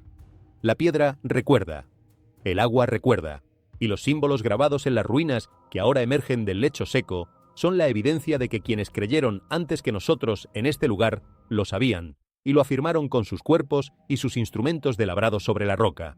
El ictus, el pez que aparece tallado en las piedras de esas ruinas, tiene una historia que muchos conocen pero pocos han considerado en profundidad. Era una señal de reconocimiento en un período en que identificarse como seguidor de Cristo podía significar la muerte, la confiscación de los bienes, la exclusión de la vida pública, la ruptura forzada de lazos familiares. El pez no era un logo decorativo, era un código. Si dos personas se encontraban en un mercado o en una ruta comercial y una de ellas trazaba discretamente una curva en el polvo del suelo, y la otra la completaba con la segunda curva que formaba el cuerpo del pez, ambas sabían que podían bajar la guardia. Estaban entre los suyos. Podían hablar con libertad de lo que normalmente debían silenciar. Que ese símbolo aparezca grabado en las piedras a orillas del Jordán habla no de un gesto de exhibición religiosa, sino de una comunidad que vivía con la conciencia permanente de que cada reunión podía ser la última antes de que alguien los delatara, y que a pesar de eso seguían reuniéndose, seguían grabando sus símbolos, seguían excavando sus piscinas en la roca, seguían eligiendo el Jordán, precisamente el Jordán, y no otro lugar más discreto o más seguro, como el punto de anclaje de su práctica comunitaria. La elección del lugar era en sí misma una declaración. Sabemos quiénes vinieron antes de nosotros aquí, nos identificamos con ellos. Estamos dispuestos a pagar el precio que pagaron, si hace falta. Los fracasos visibles del mundo a su alrededor, el peso de la ocupación romana, la corrupción de las estructuras religiosas que debían guiarlos y que con frecuencia los aplastaban, la incertidumbre de un tiempo que nadie controlaba, no eran distracciones de su fe. Eran el contexto en que su fe existía y crecía y se transmitía de persona en persona y de generación en generación.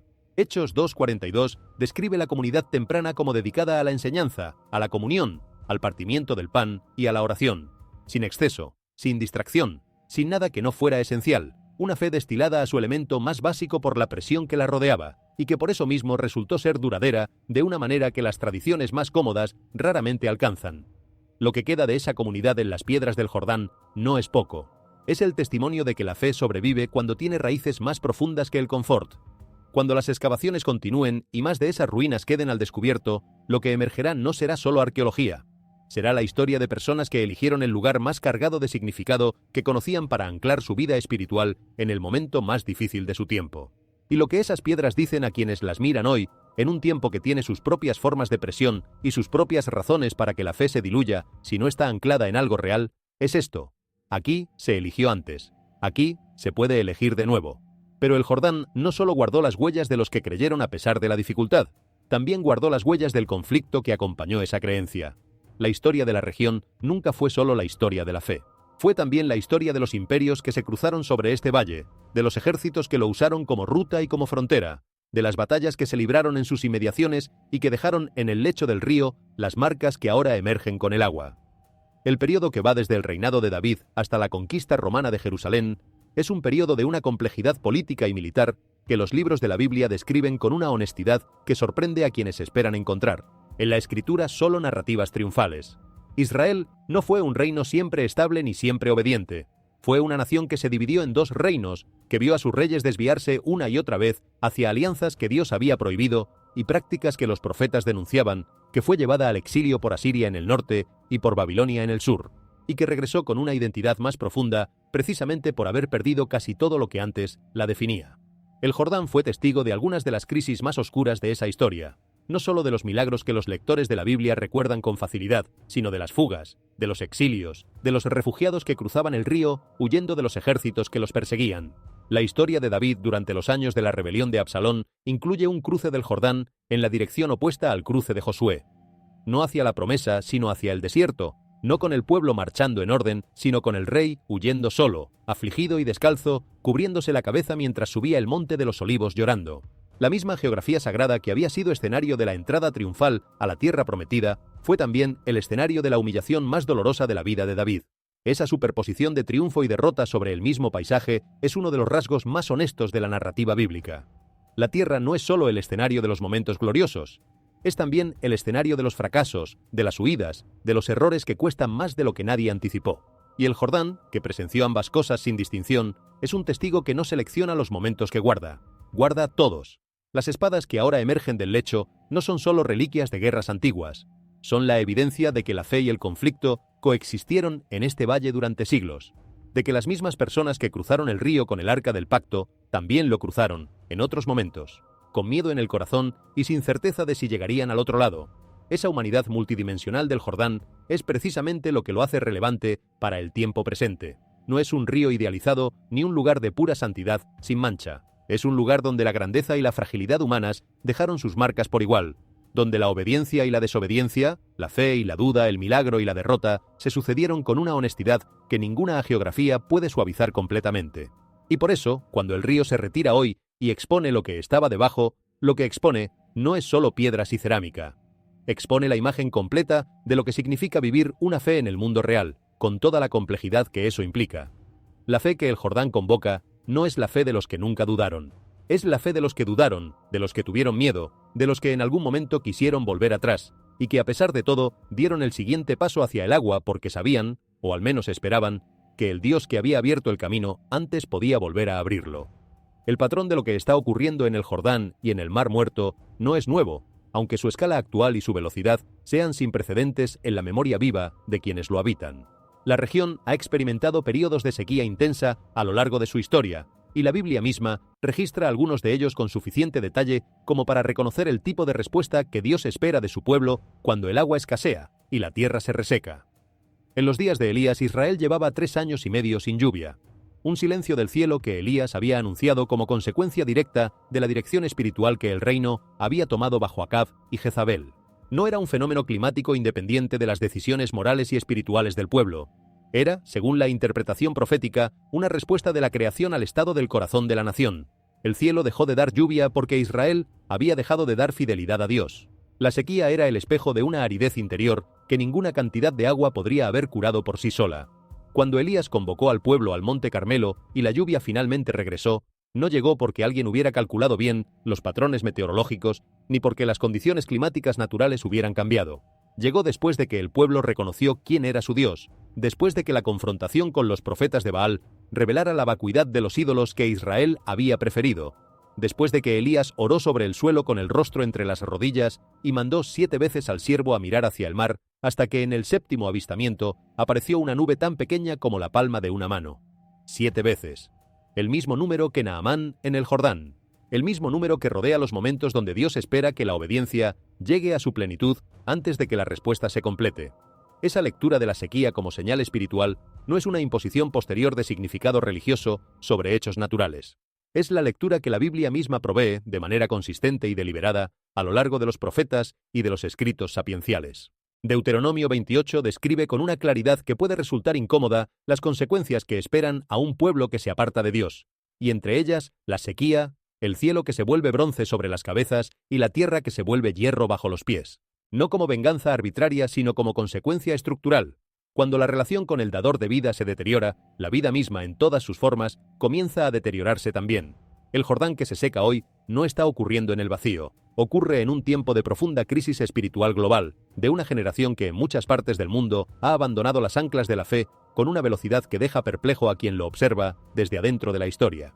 La pregunta que el Jordán plantea no es solamente ambiental, es la pregunta de siempre, la misma que el río ha hecho en cada uno de sus grandes momentos a lo largo de los siglos. ¿A quién sirves? ¿Dónde está tu confianza? ¿Estás dispuesto a dar el siguiente paso aunque no puedas ver el fondo?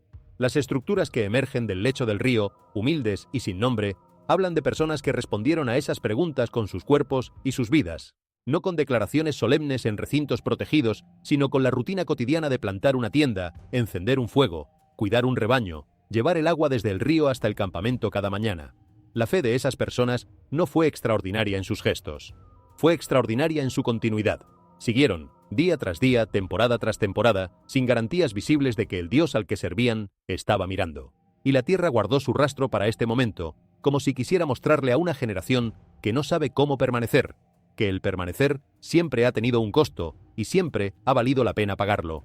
La cerámica que emerge junto a las piedras amplía esa imagen. Un recipiente roto es en apariencia un fracaso. La vasija ya no puede cumplir su función. La forma fue destruida. Pero en el contexto bíblico los recipientes rotos tienen su propio lenguaje de significado.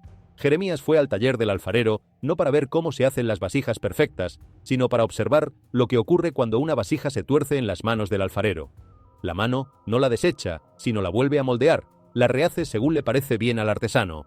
El punto no es la perfección del recipiente, el punto es la disponibilidad de la arcilla para ser rehecha. Esa imagen, que el río guarda en sus fragmentos de cerámica, es también la imagen de lo que el Jordán ha convocado en cada generación. Personas con suficiente humildad para dejarse remoldear en las manos del que las formó. Los sonidos que la gente ha escuchado desde debajo del Jordán. Los hundimientos que se abren alrededor del Mar Muerto. Las columnas de agua que irrumpen desde abajo del lecho. Las criaturas que emergen de los fondos perturbados. El río que cambia de color sin causa química identificable. Las ruinas que salen a la luz después de milenios. Ninguno de estos eventos es, tomado individualmente, una prueba concluyente de nada. Cada uno tiene su espectro de explicaciones posibles que los científicos, los historiadores y los arqueólogos pueden proponer con legitimidad, pero tomados juntos, en el mismo lugar, en el mismo periodo de tiempo, sobre el río que la Escritura ha marcado como el escenario de más umbrales decisivos que ningún otro cuerpo de agua en la historia de la fe, forman algo que resulta difícil de ver solo como coincidencia. No piden que los creyentes abandonen el análisis crítico ni que renuncien a buscar las mejores explicaciones naturales disponibles. Piden algo más difícil, que junto con el análisis crítico mantengan también la capacidad de ser interpelados, que junto con la explicación científica dejen abierta la pregunta más antigua del Jordán. ¿Qué decisión estás aplazando? ¿Qué cruce evitas desde hace tiempo porque el agua parece demasiado alta? El Jordán no ha dejado de ser lo que siempre fue, un umbral, un lugar donde Dios se ha encontrado repetidamente con personas que llegaron a Él con el peso de lo que no podían cargar solos. Y la respuesta que ha ofrecido siempre ha sido la misma. Da el paso. El camino se abrirá cuando estés en el agua, no antes. La señal viene después de la obediencia, no en su lugar. Y al otro lado del río, por imposible que parezca cruzarlo desde aquí, está lo que has estado esperando sin saber exactamente cómo nombrarlo. Vale detenerse en la ciudad sumergida que emerge del lecho del Jordán, porque ese hallazgo en particular tiene dimensiones que van más allá de lo que los titulares suelen capturar. Una ciudad no es una estructura, es una decisión colectiva. Es el resultado de generaciones que eligieron quedarse, construir, invertir su tiempo y su esfuerzo en un lugar con la expectativa de que ese lugar los sostendría. Cada muro que ahora emerge del sedimento fue levantado por manos que confiaban en que tendrían sentido a futuro. Cada calle que la erosión del tiempo va revelando fue trazada por alguien que imaginó personas caminando por ella durante años, décadas, quizás siglos, y sin embargo el agua la cubrió. En algún punto de la historia, la ciudad que esas manos construyeron quedó debajo del Jordán, y el río siguió fluyendo sobre ella como si nunca hubiera existido, como si las decisiones y los sueños y el trabajo de las personas que la habitaron no hubieran sido suficientes para sostenerla contra lo que vino. No sabemos cuándo ocurrió. No sabemos si fue un desastre repentino o un proceso gradual, si los habitantes tuvieron tiempo de partir o si el agua llegó con una velocidad que no permitió la salida organizada. La ciudad no ha revelado todavía ese capítulo de su historia. Lo que sí ha revelado es su existencia, y eso, en sí mismo, es un tipo de resurrección. Lo que el tiempo enterró, el tiempo devuelve. Lo que el agua ocultó, el retroceso del agua expone. Y cuando eso ocurre en el Jordán, en el río de los cruces y los milagros y el bautismo de Jesús, la imagen no puede evitar resonar con algo que la Escritura dice repetidamente sobre el carácter de Dios. Que nada de lo que ha sido creado con sentido permanece perdido para siempre. Que el olvido del mundo no es el olvido de Dios. Que lo que fue real en su momento sigue siendo real en la memoria del que lo creó, aunque nadie sobre la tierra lo recuerde. Lucas 12:3 dice que todo lo que ha sido dicho en la oscuridad será oído en la luz, y lo que ha sido susurrado al oído en las habitaciones cerradas será proclamado desde las azoteas. Entonces, ese principio de exposición final, de que lo ocultado emerge cuando llega el momento, tiene en la ciudad sumergida del Jordán una ilustración física que ningún sermón puede igualar en concretez. La ciudad estuvo debajo del agua durante miles de años. Nadie sobre la tierra sabía exactamente qué había allí. Y ahora el río se retira y las piedras hablan. Esa es también, en el fondo, la estructura de la esperanza bíblica. No una esperanza de que las cosas seguirán como están, ni de que el sufrimiento presente no importa. Una esperanza de que lo que está enterrado será revelado. Lo que está oscuro será iluminado. Lo que está perdido será encontrado. Lo que las aguas cubrieron, en el momento apropiado, el mismo Dios que controla las aguas devolverá a la luz. El Jordán, al secarse, está haciendo literalmente con su lecho lo que la promesa bíblica hace con la historia, trayendo a la superficie lo que nunca debió considerarse permanentemente perdido. Ese mensaje no es para un grupo reducido de especialistas en arqueología bíblica, es para cada persona que alguna vez ha enterrado algo bajo capas de tiempo y silencio y se ha convencido de que ya no puede recuperarlo. La esperanza que el Jordán ilustra al revelar sus ciudades y sus cruces y sus ruinas de comunidades que creyeron en la dificultad es la misma esperanza que Dios extiende a los corazones que sienten que lo que se perdió en ellos fue definitivo. El río dice: lo enterrado emerge cuando llega el momento. Espera, cree, y da el paso hacia el agua. Gracias por quedarte hasta el final. Si este recorrido por el Jordán, por sus misterios, por su historia y por lo que sus aguas en retroceso están revelando, hoy te hizo detenerte a pensar en algo que va más allá de la superficie, deja tu reflexión en los comentarios. La conversación que el río abre no termina en este video, continúa en las vidas de quienes se llevan estas preguntas y las trabajan en la quietud. Comparte este mensaje con alguien que necesite escuchar que el Dios de los cruces sigue presente en los ríos que hoy parecen imposibles. Y suscríbete al canal para seguir explorando juntos lo que la historia y la fe tienen para decirse mutuamente en este tiempo tan particular. Que el Señor nos dé ojos para ver, oídos para escuchar y corazones dispuestos a cruzar. Lo que comenzó como una curiosidad circunscrita a unas pocas personas en las orillas del Jordán se convirtió en cuestión de días en algo que ya no podía contenerse dentro de una sola comunidad ni descartarse con facilidad.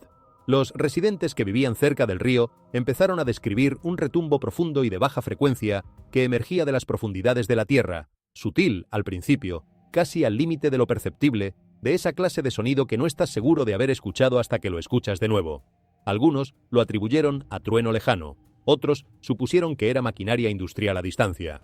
Pero el cielo seguía despejado y nadie encontraba ninguna fuente que correspondiera con lo que sentían. El sonido regresó, noche tras noche, con una regularidad que hacía cada vez más difícil seguir descartándolo. No era caótico ni aleatorio, era estable, casi metódico, casi como si tuviera un ritmo propio que ningún fenómeno meteorológico conocido podía explicar. Los testimonios coincidían en lo esencial, aunque vinieran de personas distintas que no se conocían entre sí. Un gemido como de algo enormemente pesado desplazándose lentamente en las profundidades, o una trompeta lejana y grave que parecía propagarse a través del suelo en lugar del aire, llegando al oído desde abajo más que desde la distancia. La gente comenzó a reunirse en las orillas al atardecer, esperando, escuchando. Los teléfonos se alzaron, las grabaciones se multiplicaron en las redes sociales. Lo que había comenzado como un asunto local alcanzó audiencias globales en cuestión de días. Los científicos llegaron con equipamiento apropiado. Sensores sísmicos, instrumentos acústicos, herramientas de penetración de suelo diseñadas para detectar y medir el movimiento subterráneo. Llegaron buscando una explicación natural que confirmara lo que la geología o la hidrología podían ofrecer. Pequeños desplazamientos tectónicos, tal vez. Flujo de agua subterránea bajo presión. Cambios de densidad en las capas profundas del sustrato. Pero los datos que recopilaron no correspondían con ninguno de esos supuestos. No había actividad sísmica registrable. No había terremotos, ni siquiera microterremotos. No había movimiento medible del suelo. Los instrumentos funcionaban correctamente. Y sin embargo, no detectaban nada que explicara el sonido que tanta gente escuchaba claramente. El sonido continuó. Romanos 8:22 dice: «Toda la creación gime a una, y a una está con dolores de parto hasta ahora». La descripción es notablemente paralela a lo que los testigos reportaban. No ruido ni caos, sino una especie de presión liberándose desde adentro, como algo que ha estado contenido demasiado tiempo. Y luego está la tradición apocalíptica, donde las trompetas preceden eventos de escala planetaria. La idea de que un sonido anuncia cambios importantes aparece demasiadas veces en la escritura para ignorarla cuando una experiencia del mundo físico la roza de manera tan precisa. En otras regiones del mundo, cerca del río Éufrates y en otras cuencas fluviales de importancia histórica, reportes similares han circulado. Vibraciones de baja frecuencia sin explicación sísmica, tonos profundos que parecen venir de la Tierra misma. Distintos lugares, mismo tipo de experiencia, misma ausencia de explicación verificable. Si la creación habla, quizás conviene escuchar antes de concluir que no tiene nada que decir. Y lo que llegó después de los sonidos fue de una categoría que ninguna explicación de laboratorio podía resolver con comodidad. Debajo del lecho en retroceso del Jordán, parcialmente enterrado en sedimento endurecido por el tiempo, fue descubierto un objeto que nadie esperaba encontrar allí. Al principio fue confundido con un fragmento de roca de gran tamaño, pero mientras más de él quedaba expuesto por las excavaciones, su forma se volvió inconfundible. Era una espada, no una hoja pequeña de uso ceremonial ni una pieza de exhibición. Algo de proporciones fundamentalmente distintas a lo que cualquier ser humano de tamaño ordinario podría haber portado o usado en combate. La escala del objeto planteó de inmediato preguntas sin respuesta fácil. ¿Quién pudo haber sostenido semejante arma? ¿Para qué clase de combate fue forjada? ¿Y por qué quedó aquí, en el lecho de este río en particular, en esta región que las escrituras han marcado desde el principio como un lugar de significado singular? Los testigos describieron la hoja como inusualmente larga y gruesa, muy desgastada por el tiempo y la humedad, pero todavía claramente definida en su estructura fundamental. Los bordes, aunque corroídos en la superficie, retenían una forma que apuntaba a manufactura deliberada y avanzada para su época. No era una formación natural de la roca ni un accidente geológico. Había sido forjada, y había estado enterrada durante lo que todos los indicios señalaban como miles de años.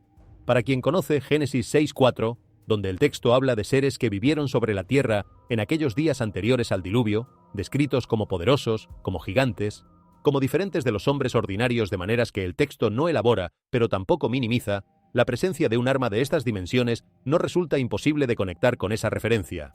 La arqueología convencional no confirma ni refuta esa conexión con certeza, pero el objeto existe, su tamaño existe, y las preguntas que plantea no desaparecen por no tener respuesta inmediata.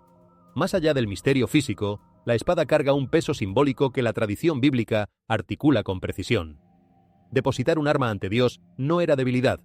Era el gesto de rendición por el que el conflicto termina, no porque uno de los bandos haya ganado por la fuerza, sino porque algo más grande que ambos ha entrado en la escena. Eclesiastés 3:8 dice que hay tiempo de guerra y tiempo de paz. La presencia de esta espada bajo un río conocido por la purificación y el nuevo comienzo crea un contraste que se resiste a ser ignorado, como si dos realidades, el conflicto y la redención, estuvieran cruzándose en el mismo punto geográfico y temporal, preguntando cuál de las dos tendrá la última palabra. Entonces el río anunció algo más, no a través de sonidos ni de hallazgos arqueológicos, sino a través de la muerte visible en sus propias orillas. A lo largo de los tramos en retroceso del Jordán, algo comenzó a aparecer en números perturbadores. Peces, no vivos, no luchando contra la corriente para sobrevivir, sino sin vida, esparcidos sobre las orillas expuestas con una densidad que iba creciendo día a día. Al principio eran pocos, atribuibles a las causas habituales. Luego, docenas. Después cientos, hasta que tramos enteros de la ribera quedaron cubiertos de cuerpos que deberían aún haberse movido con el agua. Lo que hacía la escena más inquietante no era solo la escala, sino el estado de los peces. Algunos mostraban deformidades visibles, cuerpos torcidos, formas que no correspondían con la anatomía normal de sus especies. Otros aparecían intactos a primera vista, pero completamente inmóviles, como si la vida les hubiera sido quitada sin aviso y sin lucha. Al mismo tiempo, el agua en ciertas áreas comenzó a cambiar su aspecto. Ya no conservaba su color natural. Se oscureció en algunos tramos y adquirió en otros un tinte rojo profundo que se desplazaba de manera irregular a través de la corriente. Aparecía durante unas horas y luego se desvanecía antes de regresar. No se comportaba como la turbidez ordinaria del agua cargada de sedimento. Las explicaciones científicas son reales y merecen ser consideradas. Contaminación que entra al sistema hídrico desde fuentes agrícolas o industriales, niveles de oxígeno disuelto que caen hasta el punto en que la vida acuática no puede mantenerse, floraciones de algas tóxicas que liberan compuestos letales para los peces. Cada uno de estos factores es verificable y documentado en ríos de todo el mundo bajo presión ambiental. Pero lo que resulta difícil de ignorar no es ninguno de estos eventos por separado, es el patrón que forman cuando se los mira juntos, superpuestos sobre el mismo lugar, dentro del mismo periodo de tiempo. Los sonidos desde abajo, el lecho expuesto con sus ruinas milenarias, el agua que cambia de color, los peces muertos en las orillas. Éxodo 7:20-21 describe las aguas del Nilo convirtiéndose en sangre y los peces muriendo. El Apocalipsis habla de aguas que se vuelven como sangre de muerto. Distintos momentos en la historia, mismo patrón. El agua que sostenía la vida comienza a quitarla. No fue el movimiento lo que llamó la atención primero. Fue la quietud, una forma dentro del cielo suspendida contra la luz que se apagaba sobre el horizonte del Jordán, que no se comportaba como debería comportarse ninguna formación de nubes ordinaria. No se desplazaba con el viento.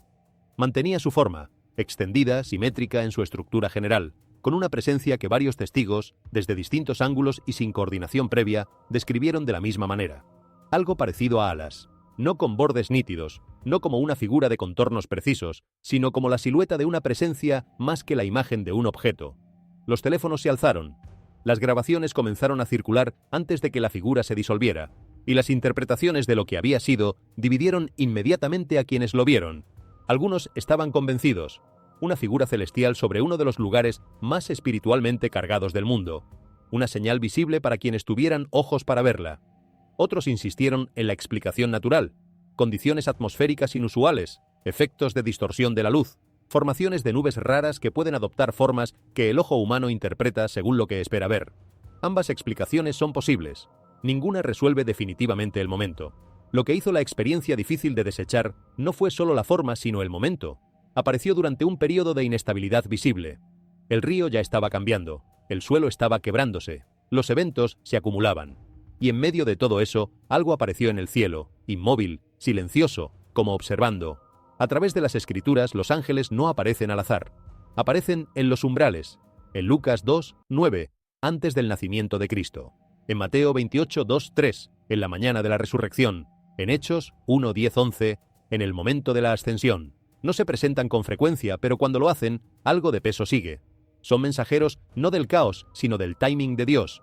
Y quizás lo que hace más difícil ignorar este avistamiento no es lo que se vio exactamente, sino el momento preciso en que se vio. No llegó con ruido ni con fuerza, apareció como un color que no debería estar ahí.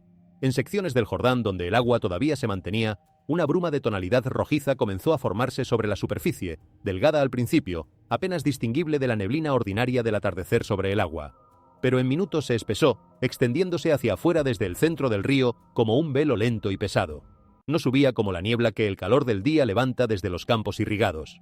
Flotaba suspendida justo sobre la superficie del agua, densa y baja, como si cargara un peso que la gravedad normal no alcanzara a explicar.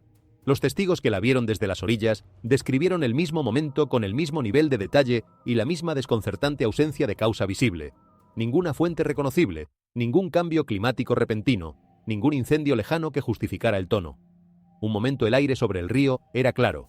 El siguiente, el río estaba cubierto en una capa de jase rojizo que distorsionaba todo lo que quedaba debajo de él. Antes de que algo nuevo comience, algo debe ser depositado. Antes del cruce, hay un momento de soltar. Esa imagen, que ha aparecido en distintos puntos de este relato, se repite de manera que resulta imposible ignorar, porque esta bruma no aparece en un contexto neutro. Aparece en el mismo lugar y el mismo período de tiempo en que el suelo se quiebra, el río se reduce, las estructuras antiguas emergen y otros eventos inusuales se acumulan con una frecuencia que desafía la ley de los promedios. Individualmente cada uno puede tener su explicación. Juntos forman una pregunta que no admite respuesta cómoda. ¿Qué más ha estado oculto aquí, esperando exactamente este momento para salir a la vista? A lo largo de secciones del Jordán, testigos que no se conocían entre sí reportaron la aparición de una criatura de gran tamaño emergiendo del agua, de aspecto parecido a un cocodrilo, aunque con diferencias que quienes la vieron no lograban articular con precisión. Su cuerpo pesado y acorazado, sus movimientos lentos y deliberados, sin el apresuramiento de un animal asustado, ni los patrones de comportamiento de uno que simplemente buscara alimento. Se movía con una quietud que describían más como consciencia que como lentitud. En un lugar conocido por milenios de historia espiritual, su presencia se sentía fuera de lugar de una manera que iba más allá de la rareza biológica. La explicación científica es razonable y merece ser el punto de partida. Los ecosistemas bajo estrés hídrico fuerzan desplazamientos de fauna que en condiciones normales no ocurrirían. Un depredador de este tipo, empujado fuera de su hábitat original por el retroceso de las aguas, podría haber llegado al Jordán buscando las condiciones mínimas para sobrevivir. Los patrones de migración de reptiles acuáticos bajo presión ambiental son documentados aunque infrecuentes. Esta posibilidad no puede descartarse. Pero hay algo en la ubicación que agrega una capa que la biología sola no alcanza a cubrir. En Job 41, el Leviatán es descrito como una criatura que no tiene igual sobre la tierra, algo que ningún poder humano puede domar ni controlar, un ser que representa las fuerzas del caos, el orgullo que se resiste a doblar rodilla. En Isaías 27:1 hay una promesa de que ese poder será en última instancia vencido por el Señor. Esta criatura en particular puede ser completamente explicable por las ciencias naturales. Pero cuando algo que evoca esa imagen aparece en un lugar que las escrituras han cargado de significado durante milenios, crea una conexión que muchos encuentran imposible de ignorar por completo. No porque la criatura sea sobrenatural, sino porque el lugar donde aparece transforma su significado. Los hallazgos siguieron acumulándose. Fragmentos de armas antiguas comenzaron a emerger del lodo del lecho expuesto. Puntas de lanza de bronce y hierro, hojas rotas, restos de espadas en distintos estados de corrosión y preservación. Muchos se cree que tienen más de 2000 años, vinculados a periodos de conflicto que el libro de Josué, los libros de los reyes y la historia general de la región documentan con abundancia. Este valle fue un punto de cruce estratégico durante siglos. Ejércitos lo atravesaron. Batallas se libraron en sus inmediaciones. Armas se perdieron, fueron abandonadas o enterradas durante momentos de caos. El sedimento del río las preservó durante el tiempo que el agua las cubrió. Ahora que el agua se retira, la historia emerge pieza a pieza. Más allá de su valor como artefactos, estos objetos cargan un significado que no se agota en lo histórico. Cada hoja, cada punta de lanza, representa un momento en que la vida humana fue puesta en juego por algo que alguien consideró lo suficientemente importante como para morir o matar. En Efesios 6:17, Pablo usa la imagen del arma con una intención completamente distinta. Tomad el yelmo de la salvación y la espada del Espíritu, que es la palabra de Dios. La vida de fe no es descrita como pasiva ni como exenta de conflicto. Es descrita como una forma de lucha, invisible para el ojo que no sabe dónde mirar, pero absolutamente real para quien la vive desde adentro. El Jordán, que fue frontera de cruces y testigo de milagros, fue también el escenario de batallas reales. La presencia de la fe nunca significó la ausencia del combate. Los que cruzaron bajo Josué cruzaron hacia una tierra que todavía debían conquistar. La ceremonia comenzó con la calma habitual, voces mezclándose en oración cerca del río, el sonido suave del agua moviéndose a poca distancia, la rutina sagrada que los presentes conocían bien por haberla vivido antes. Nada sugería que el momento sería diferente. Y entonces, en medio de la ceremonia, el ambiente cambió sin anuncio previo. Mientras el sacerdote estaba de pie cerca del agua, varias personas notaron al mismo tiempo una luz suave formándose a su alrededor. No era el reflejo del sol sobre el agua, el ángulo era incorrecto. No era el destello de un teléfono, nadie había levantado todavía el suyo. La luz era estable, centrada, quieta. Se fortaleció en segundos hasta rodear al sacerdote con una luminosidad que no parpadeaba ni se dispersaba. Desde distintos ángulos a lo largo de la orilla, los presentes comenzaron a reaccionar. Algunos señalaron, otros guardaron silencio. Varios describieron más tarde haber visto no una sola luz, sino varias, formando lo que describieron como un círculo tranquilo mientras el sacerdote continuaba la ceremonia con la misma concentración de siempre. No hay una interpretación unívoca para ese momento. Existen posibles explicaciones naturales que no pueden descartarse, pero la experiencia de quienes estuvieron presentes fue coherente y unánime en lo esencial. Algo ocurrió que ninguno de ellos esperaba y que ninguno de ellos olvidó fácilmente. Y luego el río mismo hizo algo que nadie que trabajara en esas aguas había presenciado antes. En varias secciones del Jordán, el agua dejó de comportarse según los patrones que pescadores, investigadores y residentes conocían de décadas de observación. En lugar de fluir en su dirección habitual, el agua comenzó a surgir hacia arriba, no en burbujas graduales, sino en columnas verticales con una fuerza considerable, erupciones que empujaban el agua hacia arriba antes de que el peso de la columna la devolviera al río, creando remolinos que se formaban y deshacían en cuestión de segundos. Los barcos que cruzaban por esas secciones reportaron inestabilidad repentina. Las redes de pesca eran arrastradas hacia abajo por una fuerza que no correspondía con la corriente normal del río. Pescadores con décadas de experiencia en el Jordán dijeron no haber visto nunca nada semejante. No había tormentas, no había vientos, no había lluvia ni actividad constructiva que pudiera haber perturbado el cauce. La superficie parecía tranquila hasta que, sin advertencia, dejaba de estarlo. La explicación más frecuentemente ofrecida señalaba a los acuíferos subterráneos, presión acumulada bajo capas de roca y sedimento que encuentra puntos de debilidad en el lecho del río y la fuerza hacia arriba. En principio eso tiene sentido, pero la escala de las erupciones, la fuerza que las testigos describieron, el patrón, repetido, concentrado y localizado de su aparición, plantea preguntas que el modelo de presión subterránea simple no responde con satisfacción. No se comportaban como una liberación de presión. Se comportaban como una reacción, como si algo debajo del río respondiera a algo que ocurría por encima de él, como si el cauce mismo fuera la superficie visible de algo activo y no completamente entendido. En una de las secciones más recientemente expuestas del lecho, los investigadores descubrieron algo que cambió inmediatamente el tono de su trabajo. No era un artefacto ni una estructura. Era un esqueleto. A primera vista, la escala y la forma general sugirieron los restos de un animal grande, algo que el ojo podría encuadrar en una categoría conocida con un poco de trabajo. Pero mientras más de él quedaba al descubierto, esa suposición se deshizo pieza a pieza. El tamaño solo ya planteaba dudas que ninguna categoría familiar podía resolver. Los huesos eran gruesos y densos de una manera que excedía lo que los registros de fauna conocida para esa región o para regiones adyacentes documentaban. La columna vertebral se extendía más de lo esperado para cualquier especie comparable, con crestas irregulares a lo largo de su longitud que no coincidían con los patrones anatómicos de mamíferos ni reptiles registrados. Las extremidades eran proporcionalmente distintas a lo que las clasificaciones establecidas describían. Y el cráneo, una vez completamente expuesto, mostraba una forma que los investigadores no lograban ubicar dentro de ninguna categoría conocida. Alargado, reforzado en las zonas de mayor estrés mecánico, con estructuras internas que sugerían capacidades sensoriales distintas a las de cualquier criatura documentada. No era simplemente desconocido, era irreconocible. Los científicos comenzaron a comparar metódicamente con los registros fósiles disponibles, buscando cualquier punto de coincidencia, cualquier característica compartida con especies extintas conocidas. No encontraron ninguna que explicara la totalidad del conjunto.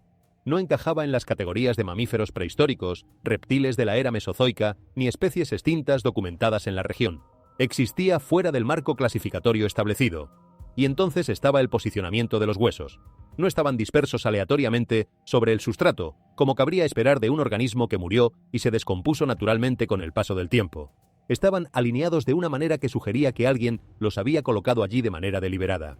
El sedimento circundante mostraba signos de perturbación consistentes con excavación y relleno intencional, no con los procesos naturales de deposición que rodean un cuerpo que simplemente yació en ese lugar hasta ser cubierto por el sedimento de las crecidas. Esto no era algo que murió en el río y quedó enterrado por accidente. Había sido puesto allí intencionalmente.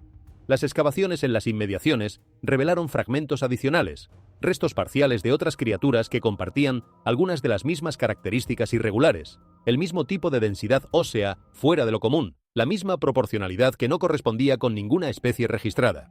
No era un caso aislado, era un patrón.